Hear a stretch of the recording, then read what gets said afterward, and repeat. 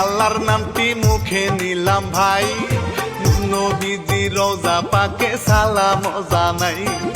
তারপরেতে ভক্তি সালাম পিতা মাতার পায়, আমি শিল্পী রানা বাপি সবাতে জানাই, চলেন মূল ঘটনায় চলে যায়, সাকিব খানের পুরুষ সঙ্গ তার কাছে আর নাই।